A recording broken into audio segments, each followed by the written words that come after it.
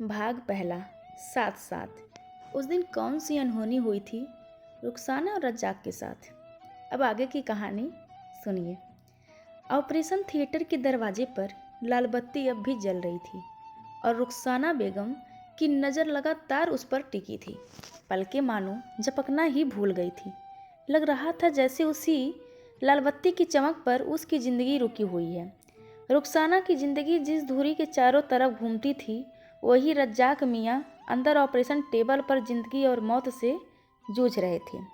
जिन बाहों का सहारा लेकर वह कश्मीर के एक छोटे से गांव से सुदूर कोलकाता आई थी, उन्हीं बाहों पर 3-3 गोलियां लगी थीं। शायद उस बाह को काट कर शरीर से अलग करना पड़े, ऐसा ही कुछ डॉक्टर साहब कह रहे थे उसके मकान मालिक गोविंद राम जी से। रुखसाना की तो जैसे उस वक्त सुनने की शक्ति भी कमज़ोर पड़ गई थी। क्या सोच रहे होंगे गोविंद राम जी और उनकी पत्नी शीला उसके और रज्जाक के बारे में। कुछ भी सोचे पर भला हो शीला बहन का, जो उन्होंने उसके 1 साल के पुत्र रफ़ीक को अपने पास घर में ही रख लिया, वरना वह क्या करती। यहाँ तो अपने ही खाने पीने की कोई सुध नहीं है। रुखसाना ने मन ही मन ठान लिया कि अब जब घर लौटेगी तो गोविंद भाई साहब और शीला भाभी को अपने बारे में सब कुछ सच सच बता देगी। जिनसे छिपाना था जब उन्हीं से नहीं छिपा तो अब किसका डर। और फिर गोविंद भाई और शीला भाभी ने उसके इस मुसीबत में समय से जो उपकार किया, वह तो कोई अपना ही कर सकता है। अपनों की बात आते ही रुखसाना की आंखों के आगे उसका अतीत घूम गया। ऊंचे बर्फ से ढके पहाड़, हरे भरे मैदान, बीच बीच में पहाड़ी झरने और उनके बीच अपनी सखियों और भाई बहनों के साथ हंसता खेलता रुखसाना का बचपन। वह रहा सरहद के पास उसका बदनसीब गांव, जहाँ के लोग नहीं जानते थे कि उन्हें किस बात की सज़ा मिल रही है। साल पर साल, कभी मजहब के नाम पर तो कभी धरती के नाम पर, कभी कोई वर्दीधारी तो कभी कोई नकाबधारी यह कहता कि वतन के नाम पर वफा करो, धर्म के नाम पर वफा करो, बेवफाई की सज़ा मौत है। रुखसाना को अब भी याद है कि दरवाजे पर दस्तक पड़ते ही अम्मी जान कैसे 3 बहनों को और जवान बेवा भाभी को अंदर खींचकर तहखाने में बिठा देती थी और अब्बू जान सहमे सहमे दरवाज़ा खोलते। इन्हीं भयावह हालात में ज़िंदगी अपनी रफ्तार से गुजर रही थी। कहते हैं हंसते खेलते बचपन के बाद जवानी आती ही आती है, पर यहाँ तो जवानी मातम का पैगाम लेकर आई थी। अब्बू ने घर से मेरा निकलना ही बंद करवा दिया था। ना सखियों से हंसना बोलना, ना खुली वादियों में घूमना, जब देखो इज्जत का डर। जवानी क्या आई जैसे कोई आफत आ गई। उस रोज़ मझली को बुखार चढ़ गया था तो छोटी को साथ लेकर वह पानी भरने आई थी। बड़े दिनों के बाद घर से बाहर निकलने का उसे मौका मिला था। चेहरे से पर्दा उठाकर आंखें बंद किए वह पहाड़ी हवा का आनंद ले रही थी। छुट्टी थोड़ी दूरी पर एक बकरी के बच्चे से खेल रही थी। सहसा किसी की गर्म सांसों को उसने अपने बहुत करीब महसूस किया। फिर आंखें जो खुली तो खुली की खुली रह गई। जवानी की दहलीज पर कदम रखने के बाद यह पहला मौका था जब किसी अजनबी पुरुष से इतना करीबी सामना हुआ था। इससे पहले उसने जो भी अजनबी पुरुष देखे थे, वे या तो वर्दीधारी थे या नकाबधारी। रुखसाना को उन दोनों से ही डर लगता था। लंबा कद, गठा हुआ बदन, तीखे नए नक्श, रूखे चेहरे पर कठोरता और कोमलता का अजीब सा मिश्रण। रुखसाना को लगा जैसे उसके दिल में धड़कना ही बंद कर दिया हो। अपनी मदहोशी के आलम में उसे इस बात का भी ख्याल न रहा कि वह बेपर्दा है। तभी अजनबी युवक बोल उठा, वाह क्या खूब, समझ नहीं आता इस हसीन वादी को देखूं या आपके हुस्न को। 3-4 रात की थकान तो चुटकी में दूर हो गई। शायराना अंदाज में कहे इन शब्दों के कानों में पड़ते ही रुखसाना जैसे होश में आ गई। लजा कर पर्दा गिरा लिया और उठ खड़ी हुई। अजनबी युवक फिर बोला, वैसे गुलाम को रज्जाक कहते हैं और आप? रुखसाना बेगम। कहते हुए उसने घर का रुख किया। इस अजनबी से दूर जाना ही अच्छा है। कहीं उसने उसके दिल की कमजोरी को समझ लिया तो बस कयामत आ ही जाएगी। कहीं आप अब्दुल मौला की बेटी रुखसाना तो नहीं? हाँ, आपने सही पहचाना, पर आपको इतना कैसे मालूम? अरे मुझे तो यह भी पता है कि आपके मकान में एक तहखाना है और फिलहाल मेरा डेरा भी वहीं है। अजनबी युवक का इतना कहना था कि रुखसाना का हाथ अपने आप उसके सीने पर ठहर गया, जैसे वह तेजी से बढ़ती धड़कनों को रोकने की कोशिश कर रही हो। दिल आया भी तो किस पत्थर दिल पर। वह जानती थी कि तहखानों में किन लोगों को रखा जाता है। पिछली बार जब महजबीन से बात हुई थी तब वह भी कुछ ऐसा ही कह रही थी। उसका भोली लालची अब्बा तो कभी अपना तहखाना खाली ही नहीं रखता, हमेशा 2-3 जहादियों को भरी रखता और महजबीन से ज़बरदस्ती उन लोगों की हर तरह की खिदमत करवाता है। बदले में उनसे मोटी रकम ऐंठता था। एक बार जब महजबीन ने उससे हुक्म उदली की थी तो उसके अब्बू के सामने ही जहादियों ने उसे बेपर्दा कर पीटा था और उसके अब्बू दूसरी तरफ मुंह घुमाए बैठे हुए थे।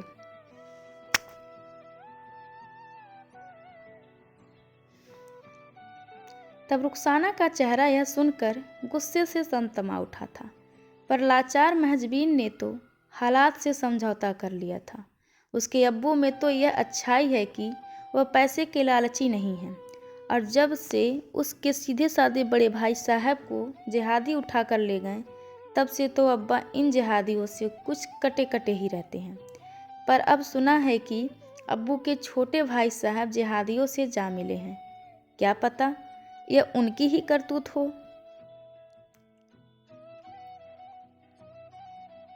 एक अजनबी दहशत से रुखसाना का दिल कांप उठा था। उसे अपनी बर्बादी बहुत करीब नजर आ रही थी। भलाई इसी में है कि इस अजनबी को यहीं से चलता करते हैं। कुछ कहने के उद्देश्य से रुखसाना ने ज्यों ही पलटकर उस अजनबी को देखा तो उसके जवान खूबसूरत चेहरे की कशिश रुखसाना को कमज़ोर बना गई और होठ अपने आप सिल गए। रज्जाक अभी भी मोहब्बत भरी नज़रों से उसी को निहार रहा था। नज़रों का टकराना था कि फिर धड़कनों में तेजी आ गई। उसने नज़रें झुका ली। सोच लिया कि भाई साहब बड़े जिद्दी हैं। जब उन्होंने सोच ही लिया है कि तहखाने को जिहादियों के हाथों भाड़े पर देंगे तो इसे भगाकर क्या फ़ायदा। कल को वह किसी और को पकड़ लाएंगे। अपना आगा पीछा सोचकर रुखसाना चुपचाप रज्जाक को घर ले आई थी। बेटे से बिछड़ने का गम और ढलती उम्र ने अब्बू को बहुत कमज़ोर बना दिया था। अपने छोटे भाई के खिलाफ जाने की शक्ति अब उनमें नहीं थी और फिर वह अकेले किस किस का विरोध करते। नतीजतन रज्जाक मियाँ आराम से तहखाने में रहने लगे और रुखसाना को उनकी खिदमत में लगा दिया गया। रुखसाना खूब समझ रही थी कि उसे भी उसके बचपन की सहेली महजबीन और अफसाना की तरह जिहादियों के हाथों बेच दिया गया है, पर उसका किस्सा उसकी सहेलियों से कुछ अलग सा था। न तो वह महजबीन की तरह मजबूर थी और न अफसाना की तरह लालची। उसे तो रज्जाक मियाँ की खिदमत में बड़ा सुकून मिलता था। रज्जाक भी उसके साथ बड़ी इज्जत से पेश आता था। हाँ, कभी कभी आवेश में आकर मोहब्बत का इजहार जरूर कर देता था और रुखसाना को उसका प्रेम इजहार बहुत अच्छा लगता था। अजीब सा मदहोशी का आलम छाया रहता था। उस समय तहखाने में जब दोनों एक दूसरे का हाथ थामे सुख दुख की बातें करते रहते थे,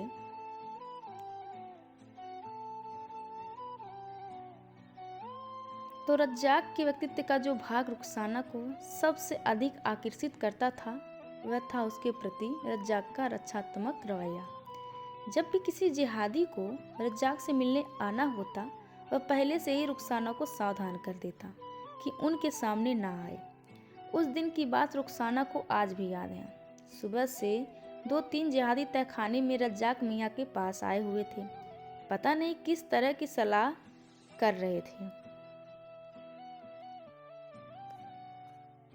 कभी कभी नीचे से जोरों की बहस की आवाज़ आ रही थी, जिसे सुनकर रुखसाना की बेचैनी हर पल बढ़ रही थी। रज्जाक को वह नाराज़ नहीं करना चाहती थी, इसीलिए उसने खाना भी छोटी के हाथों ही पहुंचाया था। जैसे ही ये लोग गए रुखसाना भागी भागी रज्जाक के पास पहुंच गई। रज्जाक घुटने में सिर भी टिकाए बैठा था। रुखसाना के कंधे पर हाथ रखते ही उसने सिर उठाकर उसकी तरफ देखा। आंखें लाल और सूजी सूजी सी, चेहरा बेहद गंभीर। अनजानी आशंका से रुखसाना कांप उठी। उसने रज्जाक का यह रूप पहले कभी नहीं देखा था। क्या हुआ? वे लोग कुछ कह गए क्या? रुखसाना ने सहमे लहजे में पूछा। रुखसाना, खुदा ने हमारी मोहब्बत को इतने दिन ही दिए थे। जिस मिशन के लिए मुझे यहाँ भेजा गया था, ये लोग उसी का पैगाम लेकर आए थे। अब मुझे जाना होगा। कहते कहते रज्जाक का गला भर आया। आपने कहा नहीं कि आप यह सब काम अब नहीं करना चाहते? मेरे साथ घर बसाकर वापस अपने गांव फैजलाबाद लौटना चाहते हैं? अगर यह सब मैं कहता तो क़यामत आ जाती। तू इन्हें नहीं जानती रुखी, ये लोग आदमी नहीं हैवान हैं। रज्जाक बेबसी के मारे छटपटाने लगा। तो आपने इन हैवानों का साथ चुन लिया?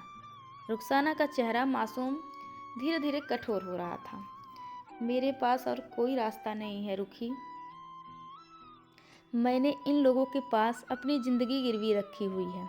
बदले में मुझे जो मोटी रकम मिली थी उसे मैं बहन के निकाह में खर्च कराया हूँ, और जो बचा था उसे घर से चलते समय अम्मी जान को दे आया था। ज़िंदगी कोई गहना नहीं जिसे किसी के भी पास गिरवी रख दिया जाए। मैं मन ही मन आपको अपना शौहर मान चुकी हूँ। इन बातों से मुझे कमज़ोर मत बनाओ। रुखी, आप क्यों कमज़ोर पड़ने लगे भला? रुखसाना बोले, कमज़ोर तो मैं हूँ जिसके बारे में सोचने वाला कोई नहीं है। मैंने आपको सब तरह से अलग समझा था, पर आप भी दूसरों की तरह स्वार्थी निकले। एक पल को भी नहीं सोचा कि आपके जाने के बाद मेरा क्या होगा। कहते कहते रुखसाना फपक फपक कर रो पड़ी। रज्जाक ने उसे प्यार से अपनी बाहों में भर लिया और गुलाबी गालों पर एक चुंबन की मोहर लगा दी।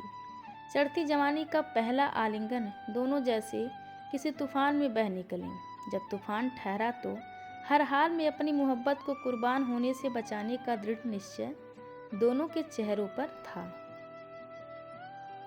रुखसाना के चेहरे को अपने हाथों में लेते हुए रज्जाक बोला, रुखी, मैं अपनी मोहब्बत को हरगिज बर्बाद नहीं होने दूंगा। बोल, क्या इरादा है? मोहब्बत के इस नए रंग से सराबोर रुखसाना ने रज्जाक की आंखों में आंखें डालकर कुछ सोचते हुए कहा, भाग निकलने के अलावा और कोई रास्ता नहीं रज्जाक मियाँ। बोलो, क्या इरादा है? पैसे की चिंता नहीं, जेब में हजारों रुपए पड़े हैं, पर भाग कर जाएंगे कहाँ? रज्जाक चिंतित होकर बोला। महबूब के एक स्पर्श ने मासूम रुखसाना को औरत बना दिया था। उसके स्वर में दृढ़ता आ गई थी। हठात उसने रज्जाक का हाथ पकड़ा और दोनों दबे पांव झरोखों से निकल पड़े। झाड़ियों की आड़ में खुद को छिपाते बचाते चल पड़े थे। दो प्रेमी एक अनिश्चित भविष्य की ओर। रज्जाक के साथ गांव से भागकर रुखसाना अपने मामू जान के घर आ गई। मामी जान ने रज्जाक के बारे में पूछा तो वह बोली, यह मेरे शौहर हैं। मामी जान को हैरत में छोड़कर रुखसाना रज्जाक को साथ ले सीधा मामू जान के कमरे की तरफ चल दी, क्योंकि एक एक पल उसके लिए बेहद कीमत था। मामू जान एक कीमती कश्मीरी साल पर नक्काशी कर रहे थे। दुआ सलाम करके वह चुपचाप मामू जान के पास बैठ गई और रज्जाक को भी बैठने का इशारा किया। बचपन से रुखसाना की आदत थी कि जब भी कोई मुसीबत आती तो वह मामू जान के पास जाकर चुपचाप बैठ जाती। मामू जान खुद ही समझ जाते कि बच्ची हमें परेशान है और उसकी परेशानी का कोई ना कोई रास्ता निकाल देते। कनखियों से रज्जाक को देख मामू जान बोल पड़े, इस बार कौन सी मुसीबत उठा लाई है बच्ची?